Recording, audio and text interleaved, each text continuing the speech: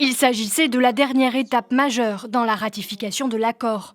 3 ans et demi après le référendum sur le Brexit et près d'un demi-siècle après l'adhésion du Royaume-Uni.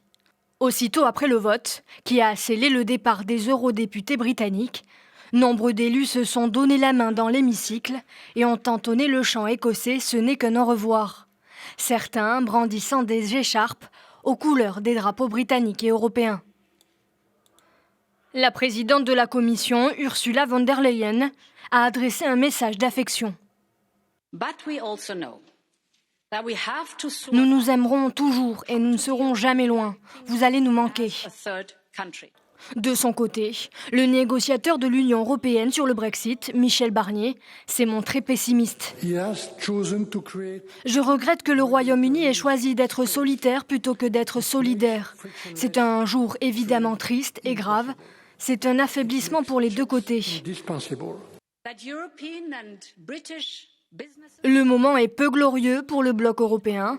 Après des années d'élargissement, c'est la première fois qu'un membre plie bagage. Un chapitre se ferme, une nouvelle période de négociation tout aussi difficile s'ouvre.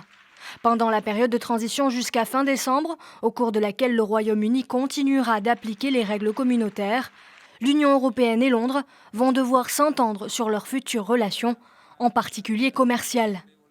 Michel Barnier a présenté mercredi matin le projet de mandat de négociation à la Commission européenne, qui ne sera rendu public que lundi, une fois le Royaume-Uni devenu un pays tiers.